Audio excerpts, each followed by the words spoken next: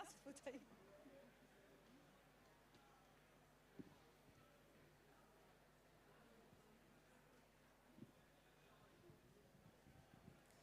Et pour clore cette session, on va terminer avec Camille Garbi, qui est une jeune photographe et architecte de formation. Tu vis à Pantin et tu évolues dans le domaine de la photographie et de l'architecture.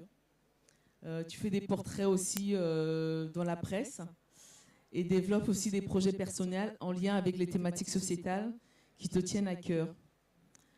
Ta démarche est fondée sur une approche documentaire. Tu cherches à interroger l'état du monde en jouant sur la distance et l'esthétique afin de convoquer l'empathie et le sensible. Tu as été lauréate du prix FIDAL Youth Award en 2018, qui promeut la jeune photographie contemporaine. Et tu as été aussi également lauréate avec l'équipe de journalistes du Monde de Visa d'Or pour l'information numérique en 2020, au festival Visa pour l'image. Sur le travail, sur l'enquête féminicide, mécanique d'un crime annoncé, et qui a été menée par le journal Le Monde en 2019 de 2020. Et aujourd'hui, tu viens nous présenter ta première monographie qui s'appelle Faire face, histoire de violence conjugale, qui est un projet photographique que tu as réalisé entre 2017 et 2022 sur la question des violences faites aux femmes et des violences au sein des couples. Donc comment tu as travaillé autour de cette publication? Alors, donc bonjour, merci pour cette présentation. Donc Faire face, c'est un travail effectivement qui rassemble 3 séries que j'ai développées depuis 2018, presque 2010, plutôt à partir de 2018, et donc qui parle de la violence au sein du couple. Avant de penser le livre, le livre n'a pas été pensé comme une fin en soi. C'est vraiment les 3 séries que j'ai développées au fur et à mesure qui ont donné lieu à la publication, mais quand j'ai commencé le travail là-dessus, c'était pas forcément dans l'optique n'était pas forcément d'en faire un livre, c'était un début, mais c'était pas la base. Et tout a commencé avec ce travail que j'ai fait, qui est la première série qui était à l'intérieur, qui s'appelle Preuve d'amour, qui est un travail qui parle donc des féminicides en France. Et c'est un sujet par où commencer C'est un sujet qui, moi, me touchait pour différentes raisons. En fait, je me questionnais sur la question des violences faites aux femmes, des violences au sein du couple et de comment en parler, parce que je suis sensible à ces questions, je pense, comme beaucoup de femmes. J'ai moi-même eu des proches victimes de situations de violence, tout type de violence, mais notamment au sein du couple. Et donc j'étais assez sensibilisée à tout ça, et je me demandais comment réussir à sensibiliser à travers des images, sachant que c'est des sujets dont on parle beaucoup. On voit plein de choses, on voit des campagnes de communication, mais les chiffres ne bougent pas. Enfin, on nous répète des chiffres tous les ans, mais ça ne bouge pas plus que ça. Et moi, je me demandais vraiment comment en image réussir à parler de ce sujet-là, des violences au sein du couple, et à créer de l'empathie, à toucher les gens, parce qu'il me semble que c'est un peu la base. Si on veut faire changer les choses, il faut réussir à créer du sensible et créer que les images soient un trait d'union entre nous et les autres, quoi. Et j'ai commencé à travailler sur les féminicides. Alors, je sais pas si c'est surtout ce que je trouve intéressant, c'est que effectivement le livre est partitionné en 3 grosses thématiques. Ouais. Et dans la première partie, qui est Preuve d'amour, comment représenter sans présenter. Montrer, c'est ça. Donc Preuve d'amour, c'est un travail qui s'appuie sur les objets du quotidien qui sont détournés en armes de crime. C'est un travail que j'ai documenté pendant plusieurs mois. En fait, moi, tout mon travail, c'est vraiment une forme de post-documentaire, dans le sens où je documente beaucoup mes séries, mais je les développe après de manière plasticienne, on va dire. Et sur cette question des féminicides, un des enjeux, c'était vraiment comment montrer, sans forcément montrer directement, comment comment éviter l'écueil de la photographie choc, du voyeurisme, du sensationnalisme. Et parce que je pense vraiment que ajouter de la violence visuelle à de la violence factuelle n'est pas forcément productif, voire même, c'est même plutôt contre-productif, parce que justement, quand on voit des images dures, on a tendance assez vite à vouloir les oublier. Et moi, je voulais vraiment essayer de trouver, ouvrir une porte de compréhension et que les gens qui regardent les images puissent se projeter dans les histoires et se mettre à la place d'eux, en fait. Et donc, j'ai fait ce travail qui s'appuie sur des objets du quotidien que j'ai extrait de recherches établies sur plusieurs mois. Et en fait, à chaque image est associée des légendes qui reprennent les noms des victimes concernées. Donc, en gros, j'ai étudié tous les crimes qui ont eu lieu entre 2016 et 2017 pendant plusieurs mois. Et j'en ai extrait ces 20 objets que j'ai mis au regard des listes des personnes concernées. Et en fait, la compréhension du sujet se fait dans l'aller-retour entre les images et les textes, enfin les prénoms, les dates qui sont accompagnent les images. Et voilà, pour la première série. Ouais. Mais c'est vrai aussi que moi j'ai trouvé très intéressant dans cette publication aussi, c'est aussi on a aussi cette économie aussi de l'image, c'est-à-dire que tu vas vraiment à l'essentiel, et du coup c'est assez fort, c'est-à-dire que dans la première série c'est construit comme des natures mortes avec des absences aussi, et du coup est-ce que tu peux nous Ouais, c'est vraiment pensé comme des images en creux. En fait, je m'en trouve beaucoup dans ce que disait Laurence, qui était là tout à l'heure, sur l'idée d'images qui doivent être activées en fait par le regardeur ou la regardeuse. Je trouve l'idée, c'était vraiment il me semble que c'est un peu ça ce que tu disais, d'avoir des images qui soient actives et qui demandent une implication de la part de la personne qui les regarde, afin de rentrer dans le sujet, que les gens s'immergent dans la photo. Et pour ça, je ne sais plus ce que je voulais dire du coup, mais oui, il me semble que passer par le pouvoir de l'imagination, c'est plus fort des fois que le pouvoir de la représentation. Et des fois, il n'y a pas besoin d'en dire beaucoup en fait. Enfin, les gens, il faut faire confiance aux gens qui regardent les images. Et de manière générale, il ne faut pas sous-estimer l'audience, n'importe qui, quoi. Et il n'y a pas besoin d'en dire beaucoup pour que les gens comprennent et soient touchés et fassent eux-mêmes en fait le chemin de compréhension de ce qu'on veut dire. Et en tout cas, ça fonctionne vraiment très très fort, parce que quand on voit les objets les unes à la suite des autres, on se projette, on imagine en fait que cet objet a pu en fait tuer une personne derrière, et le process fonctionne très très bien. Ouais. Et dans la deuxième thématique qui s'appelle Le monstre n'existe pas, et là du coup on voit plutôt les détenus en fait qui ont été condamnés pour avoir tué leur campagne. Et du coup, comment tu les as rencontrés, comment tu les as sélectionnés, comment tu as travaillé, parce que c'est pas évident aussi d'accepter aussi. Alors pour revenir sur la genèse de ce travail-là, du coup l'idée c'était vraiment après Preuve d'amour, donc qui est vraiment une forme de constat d'une situation en France. C'est un peu un constat du désastre, quoi. Moi j'avais vraiment besoin de continuer à travailler sur le sujet, mais d'une manière plus, pas dire positive, mais plus constructive. Et notamment d'essayer d'aller chercher comment est-ce qu'on sort des violences une fois qu'on a fait le constat qu'on peut mourir au sein du couple, comment on sort de tout ça. Et ça me paraissait assez essentiel, et même c'est essentiel de s'intéresser, quand on réfléchit là-dessus, à la question des auteurs et leur prise en charge. Et donc moi, assez vite, j'ai commencé à réfléchir là-dessus. Et j'ai fait plusieurs mois c'est même pas plusieurs mois, c'est un travail qui m'a pris 3 ans. Avant de réussir à trouver sous quel angle prendre la chose. J'ai rencontré beaucoup de spécialistes qui travaillent sur ces questions-là, de psychiatres, de psychologues, de travailleurs sociaux, d'éducateurs, pour savoir un peu comment me positionner sur ce sujet de la prise en charge des auteurs de violences. Et de fil en aiguille, j'en suis venue avec cette idée de travailler avec des auteurs qui seraient engagés dans une démarche de responsabilisation par rapport à leurs actes. Donc des gens qui se posent des questions, qui cherchent à réfléchir comment changer, comment déconstruire leur propre rapport à leur violence. Et il m'a paru assez primordial aussi de faire un travail de portrait, c'est-à-dire de rendre visibles ces personnes, parce que c'est des gens qu'on ne voit jamais, qu'on n'entend jamais et auxquels on accole l'étiquette de monstre, justement. C'est vraiment le truc qui ressort quand on parle de ce public-là, c'est vraiment des monstres, des fous, des tarés. Et en disant ça, on évacue toute solution parce qu'en fait, en qualifiant quelqu'un de monstre, on le sort de la sphère, de la sphère sociale, quoi, et on peut rien faire contre la monstruosité ou contre quelqu'un qui ne serait pas qui ne serait pas humain. Enfin, on peut plus, voilà, il y a rien à faire. Alors que souvent, même dans l'immense majorité des cas, ce ne sont pas des personnes qui sont en dehors de la société, c'est des gens qui sont insérés, qui ont, avant de commettre les actes qu'ils ont commis, qui avaient une vie, qui avaient des...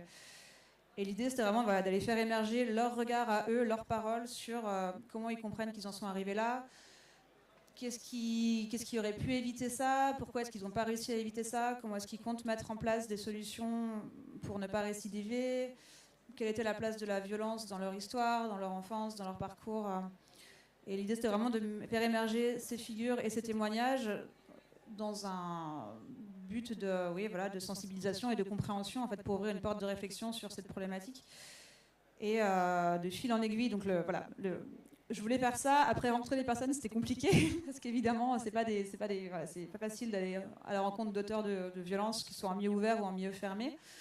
En milieu ouvert, donc en dehors de la prison, ce sont les gens quand ils font partie de groupes de responsabilisation, ils n'ont pas forcément trop envie, en dehors de ça, d'aller participer à un projet photo. Donc j'ai cherché pas mal de temps via des associations à rencontrer du monde. J'ai pas réussi. Et de fil en aiguille, je suis rentrée en contact avec un centre pénitentiaire, avec une conseillère d'insertion et de probation, qui était complètement convaincue par le projet et qui a présenté ma démarche à son administration. Et j'ai pu comme ça, grâce au conseiller pénitentiaire le premier centre où je travaillais, c'était le centre de détention de Poitiers. Donc c'est les conseillers pénitentiaires qui ont fait le lien entre moi et les détenus.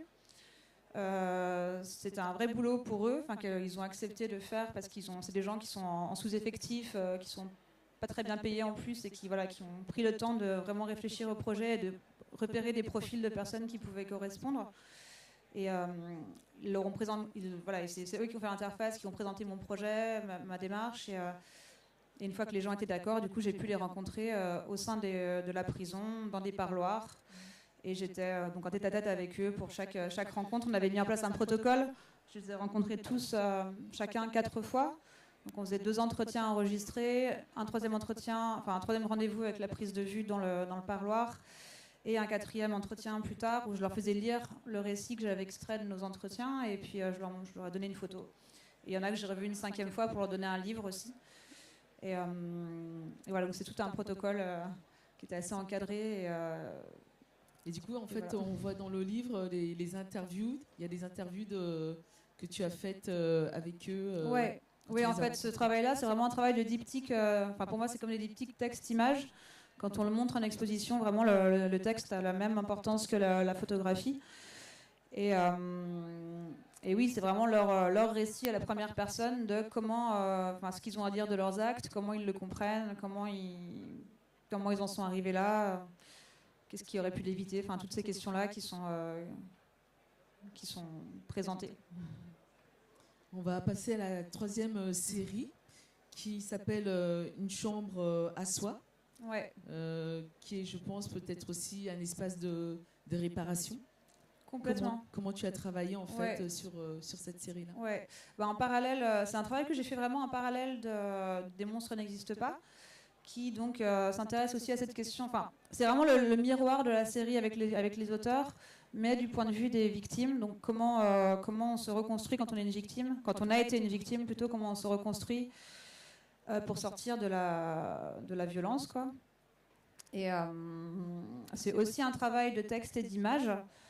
Je suis intervenue dans un foyer d'hébergement qui est à Paris, qui prend en charge des très jeunes femmes qui ont entre 18 et 25 ans et qui ont été victimes de violences intrafamiliales, sexuelles ou conjugales, et qui trouvent dans ce foyer elles sont hébergées et en général on leur attribue une chambre qui est vraiment leur espace de reconstruction. En fait, en général, pour la plupart des personnes que j'ai rencontrées, c'est vraiment le premier espace où elles pouvaient vraiment se poser et sur un temps assez long, parce que c'est un foyer où il n'y a pas de durée.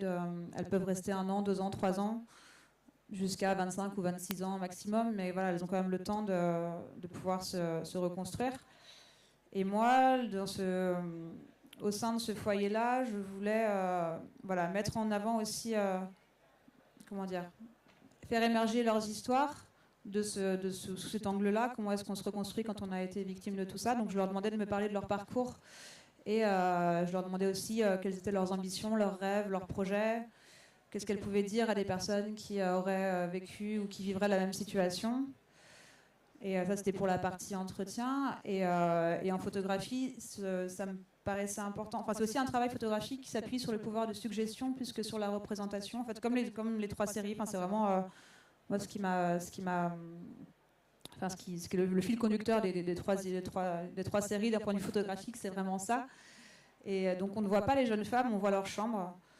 Et voilà, et on voit, pour moi, c'est un espace qui est tellement intime et qui raconte tellement de choses que je trouvais ça plus parlant de passer par le biais de voilà, leur chambre à coucher pour les raconter plutôt que de montrer leur visage et de les exposer elles-mêmes directement. Sachant qu'une photographie, voilà, ça reste longtemps et je ne voulais pas qu'elles soient, et elles non plus d'ailleurs n'étaient pas très pour être ramenées à ce statut de victime avec leur visage comme ça présenté. Enfin, c'était vraiment une forme de pudeur qui allait dans cette idée de préserver les personnes aussi. Voilà. Et ce que je trouve aussi intéressant dans cette publication, c'est que c'est aussi un outil, en tout cas, de compréhension et qui nous permet en fait de questionner, de comprendre ce sujet. Et je sais qu'avec votre éditrice, V-Ice, vous avez en fait convoqué des auteurs qui sont spécialisés aussi en ces questions. Oui, complètement. Moi, c'était très important pour nous d'accompagner ces 3 séries de textes d'analyse parce que c'est un sujet qui est très complexe et qui est très vite, enfin qui est complexe, quoi. Et c'était important d'avoir différents regards. Donc on a Raphaël Berthaud qui a rédigé toute la préface, qui est historienne de la photographie et qui a elle-même été victime de violences conjugales. Enfin, je me permets de le dire parce qu'elle en parle assez facilement maintenant, mais c'est elle-même une ancienne victime et donc elle analyse le travail de son point de vue, donc d'historienne de la photo, mais également plus de son point de vue vraiment de personnes qui a dû traverser des situations comme ça. On a un texte d'analyse de Yvan Jablonka, qui est un historien, qui a beaucoup écrit sur la question des masculinités et qui, lui, voilà, parle notamment du travail Les monstres n'existent pas, aussi de ce point de vue-là, de la construction du masculin et du rapport entre masculin et violence. Et en 3e partie, on a un entretien croisé avec Carole Groulet, qui est psychologue, qui intervient en SPIP, donc dans les services pénitentiaires d'insertion et probation, et qui est une personne que j'ai rencontrée moi dans le cadre de mon travail en prison et qui m'a elle-même beaucoup aidé à structurer les entretiens que je faisais avec les détenus. Et donc c'est un entretien croisé donc avec elle, Carole Groulet, et Lorraine de Fouché, qui est journaliste au Monde et qui travaille beaucoup sur le sujet des violences faites aux femmes. Et donc qui apporte le regard du point de vue de la psychologue et aussi du point de vue de la journaliste de terrain. Enfin, voilà. Et Carole notamment donne beaucoup de clés de compréhension sur la question des violences au sein du couple, qui est un sujet très complexe et avec plein de subtilité, enfin de complexité. Merci. On va ouvrir au public des questions. Est-ce qu'il y a des questions dans la salle? Oui. Attendez.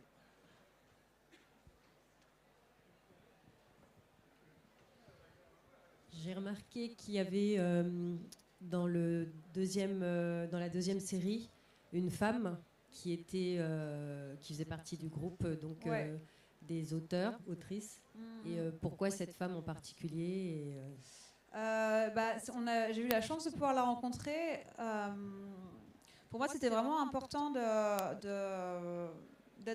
refléter la réalité qui est que sur la question des violences, tous les auteurs ne sont pas des hommes, il y a aussi des femmes. Et ce travail-là, il ne cherche pas à genrer la violence et à dire que voilà, les femmes sont des victimes et les hommes des bourreaux.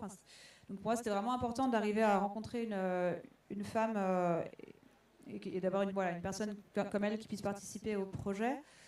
parce que voilà, ça reflète la réalité et en même temps, ça montre, on le voit à travers son histoire, ça montre aussi le fait que les femmes peuvent, voilà, quand elles s'emparent de la violence, elles peuvent s'emparer de la violence, mais elles le font aussi pour des raisons différentes.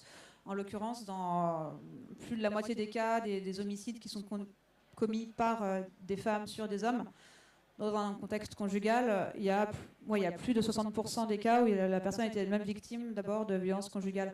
Et ça, c'est un truc qu'on retrouve dans son histoire à elle. Et voilà, je trouvais ça bien qu'on puisse pouvoir montrer cet aspect-là aussi.